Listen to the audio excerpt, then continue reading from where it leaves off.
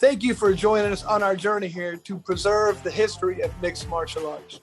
When I wanted to take on this project, I needed help. I brought in one of my favorite matchmakers, Miguel Iterate, and the MMA Detective, Mike Davis. So to do this, we've been able to preserve history. Welcome and enjoy. I am the MMA Detective, Mike Davis. Along with me, the ADCC North American representative, Miguel Iterate. Miguel, glad to have you back. As always, today's episode, we're concentrating on April 11, 2001, Abu Dhabi, the fall of Mark Kerr. And, we say the fall of Mark Kerr, but we're starting with a win, arguably his biggest in the sport of jiu-jitsu. Why don't you take us through the event that took place? I think this was in Brazil at the time. Oh, no, it was in Abu Dhabi. Last year in Abu Dhabi. It was the last year in Abu Dhabi. And you guys had an incredible super fight between Mark Kerr and Mario Sperry. Right. So the build up to this is a few years in the making. Obviously, Sperry won his tournament and the absolute in 1998. And then he was honored with a super fight against Enson Inoue the next year. And, having done the 99 tournament, they had an absolute. And the winner of that was Roberto Traven. So Sperry faced Traven in 2000 and beat Traven, so he was, being super fight champion a couple years there.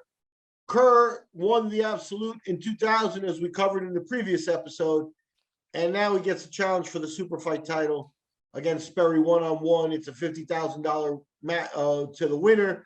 So the fight was a big. Is there a prize for the person that comes in second, or is it just an appearance fee?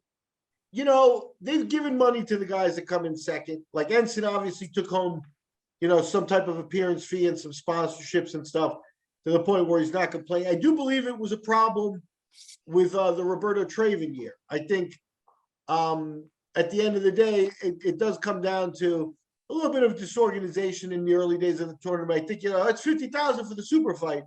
So, some bookkeeper minding these people's money. I mean, obviously somebody's taking care of it. Wrote down 50,000, so they had the money for the winner and they had nothing for the loser. And Roberto Traven was sitting around in the lobby, kind of waiting for a guy to finish, see if there was anything left, and he was very worried. I think at the end they did give him something, but there was some confusion there. But I think at this point, Sperry, making his fourth appearance in Abu Dhabi, was well known, well taken care of over there, had structure. So I don't think he went home with nothing. I can't say for certain. Well, he's also the first person to tap Boiler Gracie as well. So, he's obviously a legend in the sport. When Mark came, was there any telltale signs? Obviously, if you've watched this podcast, you probably have seen the documentary Smashing Machine, and it really documented the fall of this just amazing machine as Mark Kerr was. Was there any chinks in the armor? Was there anything that you saw that kind of tipped you off that he may have been struggling with addiction at this point? There were the typical signs. Already we'd seen, a little bit of a disappearing act, a little bit of he showed up late. There were the rumors every year persisting that they would go to a clinic to get his prescriptions taken care of and stuff. This year, he was there for one fight. And this year it was a little bit different because it was a little like Kerr. One of the things people talk about Kerr is his personality, where he's not really like a guy who's like, I'm going to kill everybody. No, he's a friendly guy. And he was kind of like, very conversational. We'll see how it goes. Yeah. And, I'm not hiding anymore. I want to try this. But he always was very well spoken and knew how to say the right thing instead of, like I say, I'm here to kill everybody or whatever the attitude was. But by this year, 2001, for the Sperry super fight, he did show up with that. He wanted to go into his weight class. He was bragging about wanting to do the absolute as well, and he was going to beat everybody there, et cetera, et cetera. And whatever that take was that he had, where he was saying, yeah, I want to do that, it got far enough that it got shut down by the committee, which means Guy Nevens and Sheik and, myself was involved in the decision, Kid Peligro, people like that were talking about it. And they were like, he's here for the super fight. They've invited other fighters. They're not going to ask a guy to sit to let Kerr in the tournaments. No, he didn't approach it correctly either, in that it was kind of like bragging and telling everybody what he was going to do. And, if he had gone secretly and said, look, I'd like to do this and, and really show you what I'm about, took it as a challenge and asked them directly, he might have gotten away with it. But that first chink in the armor is that arrogance of saying, hey, this is how we're going to do things. And then he got shut down quick. Okay, that's fair. So fair. So in his match against Sperry, kind of your typical Mark Kerr match. Yeah, unfortunately, Sperry is a guy that I think most of his jiu-jitsu credentials are based on technique from the top, that he's a strong top player. And once maybe you get him in the guard, and I'm not a jiu-jitsu expert, but he works on top more than most jiu-jitsu guys because of his size and strength as well. So Sperry is a guy like Saulo Ribeiro, Parufin is another guy, very heavy top game. Once you get them into guard, it's a different world for them. They apply the pressure, and that's going to be very troublesome to Sperry against Kerr, because to work on top of Kerr, no one had done it yet, and it wasn't happening in this fight. He wasn't going to be able to take Kerr down and work on the top position. So you could tell Sperry had drilled, moves from the guard, sweeps, attempted submissions and things, because he knew he was going to be there. And you have to give him the man an A for effort, a championship effort. But, he's facing a very roided Mark Kerr without being able to strike. Roided and medicated Mark Kerr. Yeah, and comfortable. Yeah, he was not feeling any pain at all. So Mark, in essence, plays the top game, stays there the entire match. With less than a minute to go, he passes Sperry's guard, gets his hand raised. I think they say he wins by an advantage. I think it might have been by a point. And Miguel, what is his athletic background look from 2001 up until May 17, 2003, which is his next ADCC match, which is in Brazil, I believe? So in 2001, we can go through this in detail here. So in 2001, he shows up in Abu Dhabi, coming off a Pride 12 loss in December to Igor Vovchanchyn. So now, heading into this super fight with Sperry, he was actually 2-2 in MMA in his last 4 fights, 2-2 with and a no contest if you count his last 5. So you could say in the MMA world, he was already starting to show, well, he's not totally unbeatable. Right. But he comes to Abu Dhabi and, beats Sperry. Then he leaves for Pride in July of 2001, where he takes another loss to Heath Herring. And then he isn't seen in MMA or jiu-jitsu or anywhere else until Abu Dhabi in Brazil in 2003. Takes most of 2001 and all of 2002 off. And right. Returns in 2003. I believe that was in May. So you're talking about 2 full years off where, some guys have gone off and gotten really technical or really powerful, or, 2 years can change a body. Added some weapons to their artillery. Went the opposite direction for Kerr. I think the wheels were going to fall off here. So he shows up in Brazil. I've heard a few rumors about right when he landed, like everybody's antennas went up in regards to what was going on with him. What was your feelings when you first saw Mark? It was bittersweet at the time, because he was a guy that, came close to being that Superman with the cape kind of guy. Yes. Especially when you got to see him perform up close, got to know the guy. The guy was not comfortable being the best, but he was among the very, very best in elite. So it was a little bit sad. There were already physical differences. He was fatter. He was not in the shape he was expected that we'd seen him in before.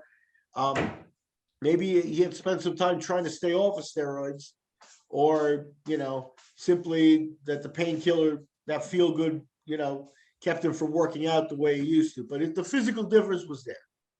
Okay.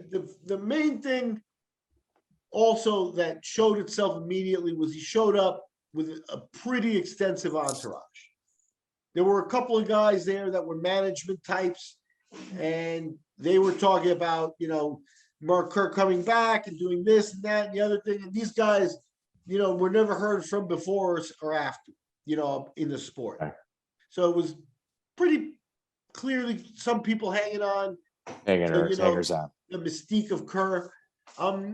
This is one of those spots, I think we've mentioned it before, but this is Abu Dhabi's Brazil debut in 2003, the year they went to Brazil. That was the first time the international community heard of Fabrizio Werdun. And Werdun was part of Kerr's entourage.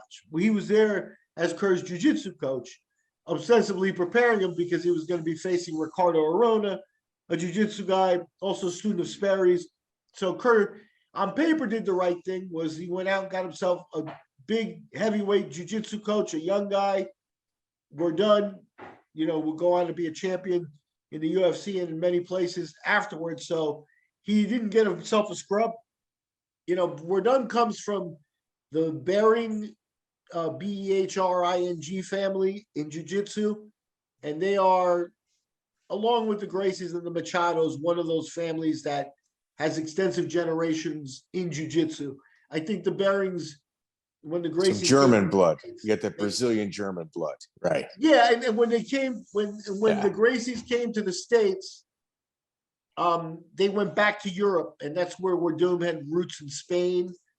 He also speaks Spanish as well as Portuguese and stuff like that. So Werdun was a bit of an unknown when he showed up to the international scene, but he was Kerr's jiu-jitsu coach, as well as the management. Hold up. All right, let's kind of wrap this whole thing up. So, in essence, Kerr shows up. He's definitely on a downfall. You had mentioned that in Abu Dhabi that they had took Kerr to various pharmacists or doctors in order to help him get pain medication. Was there any red flags in regards to his activity and that nature in Brazil? Yeah, this was the part where, addiction can be so powerful that, things change. You just don't care anymore, and I really think that Kerr was at that point where he didn't really care anymore about his image. So let me just be clear. In Abu Dhabi, I don't know that they took him to a clinic or, whatever, but the rumors were there that he was taken to a clinic. He would come with prescriptions. So it's just on a medical level, he's not breaking any laws there, and they're sort of taking care of, hey, he needs his doctor's medicine. And I think you don't ask, you don't tell. I think that's sort of what he counted on, but also being a little bit subtle. It wasn't like he was popping pills in the hotel lobbies in Abu Dhabi, but that's kind of close to what he was doing in Brazil. Okay. I mean, in Brazil, the lobby was there, the Guy Nevens, myself, the people organizing the event used to, sit in the lobby, with our lists and checking up on people and, finding out like where the bus is and, all the logistics of doing a show with 100 fighters, right? And Kerr came in, sat down, the computers were up against the windows over there. There was the computers that the hospital uses. Kerr sat down for a couple hours there. And when he finished, he got up, came right up to the organizer's table and handed us a piece of paper with drug name, the name of the drug generically, if it could be found with a generic name, and if he had a name for it that they used in Brazil on the Brazil market, he had that as well. So Vicodin, whatever the generic is, and it was whatever the Brazilians call it. But he had a list of several of those types of things figured out. Percocet, Vicodin, it was narcotic stuff, like on that level. And he just said, please get me this, get me. It was kind of like that image of the rock stars where they say, hey, I'm not going on unless you take all the red M&Ms out, like that privilege. Like he felt like, I guess he felt that, or the addiction made him feel like he had a privilege there and stuff. This wasn't very well received. He probably got what he needed through other people. The organizers weren't going to help him run around and get drugs and stuff. But that was very clearly a scene that was created there before the event. Wow. What was really telling in regards to how he was doing physically is during the bout, Arona actually got a takedown against Kerr. Yeah, it's an interesting thing in that, in 2003, there's little doubt that what we're talking about is like now you could go to IBJJF or, the Abu Dhabis themselves or other grappling tournaments and, world championships and things. Who is the best grappler? But in 2003, 2001, 2003, with the international stuff budding, there was little doubt that the best grapplers were at the Abu Dhabi tournament. Okay. And Arona was a young student of Sperry, the fallen champion to Kerr, coming for revenge. He had won his tournament in the absolute. He was a fearsome dude as well, a little like on the Kerr side, except for probably 30 pounds lighter. So to bring strength against Kerr and fight his fight against Kerr and get his takedown and stuff, Arona had his steroid problems as well and stuff. But you're talking about probably peak Arona under any circumstances at this point. This was a win that was early in his career. It was a hunger still on him. It was his passion. And Kerr was already on the downside, living a different life. And unfortunately, that would catch up with Arona too, right? But not here. Arona, I wasn't surprised he got the take. Arona manhandled You've not seen something more focused than Arona before that tournament. Just Arona quiet, that feeling of a real killer in the room. Like, that dude is serious. And Sperry helps too. Arona, up until this point, had been in 3 different ADCC brackets and had not given up a single point. And he beat Mark at Mark's own game. And what was Kerr like afterward? How was he in defeat? He sort of did a disappearing act. I don't recall like a big presence at the after fight parties and things like that. People tend to spread out and go their own way. And that's where I think Kerr and his entourage, that entourage was a little bit strange. I don't make accusations, but I think Kerr is very open and stuff. And again, I don't really think anybody personally cared, but there may have been some bisexual friends in that entourage that Kerr brought down with him. And it tells you, if he's going into an important fight, where are your priorities? Is it the party or is it the fight? And I think that whole total package was not looking good for Kerr, and he disappeared after the fight. I didn't really see him. Well, addiction rears its head in ugly ways. And to Mark's credit, he's been very open in regards to his struggles. And that speaks volumes of who he is. Like, maybe I know he got thrown out of Brock Lesnar's camp because they kind of appeared again when he was helping Brock train for the UFC. But at the end of the day, Mark, is troubled as he is, it's not like he's running from his problems. He's very upfront about it, and it's unfortunate.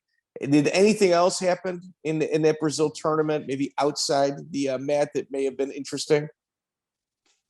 There's a long... Do you think I know this answer?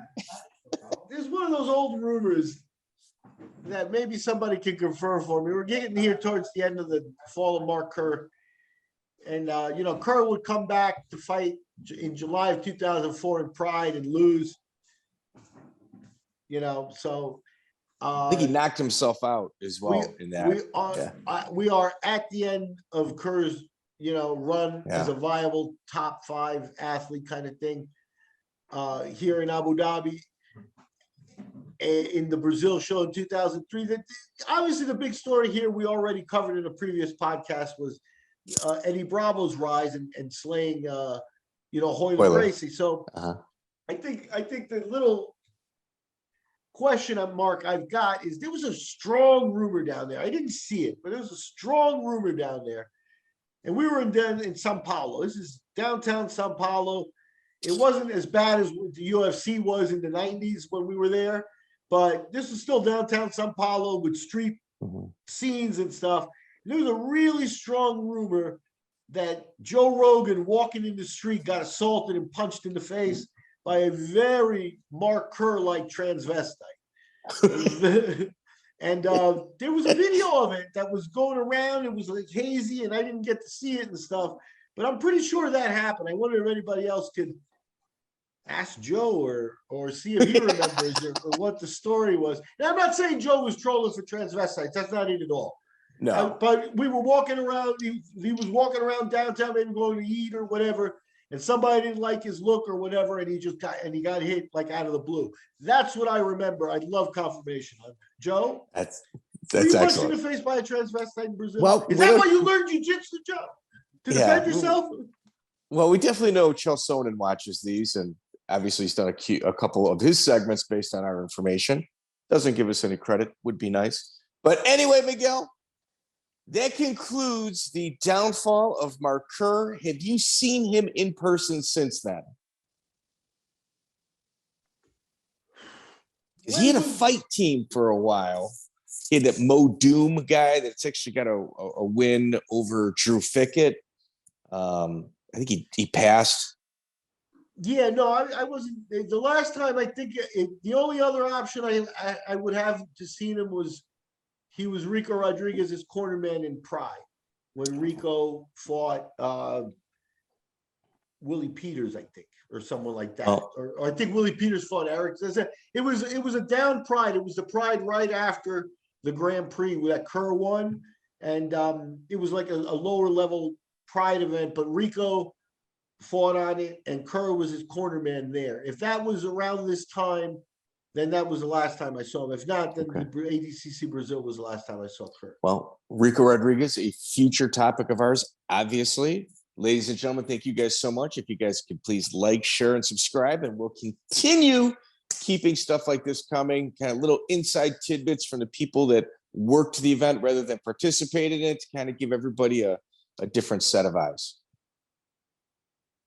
For Kerr, a subject that has to be touched upon if we're doing a history of ADCC. It really is one of the sadder podcasts that I have to do because, you know, the other part of it too is that Kerr's a nice guy too. Like, he's a good guy, and you can tell, like, and a lot of his presentation was look, addiction is even more powerful than you can imagine, and he's a good example of it.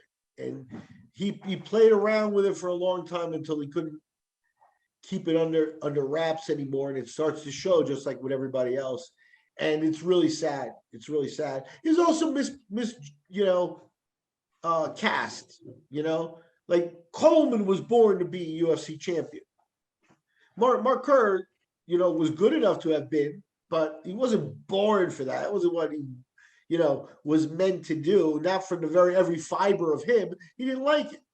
So it's a shame. It's a shame to have to do. I don't want to do too many more downfalls, but Ricardo Arona, there are a couple more coming. Excellent. Ladies and gentlemen, please like, share, subscribe. Miguel, a pleasure as always, and we'll be dropping another one next week. Check out the full interview on iTunes, Spotify, and all major podcast platforms.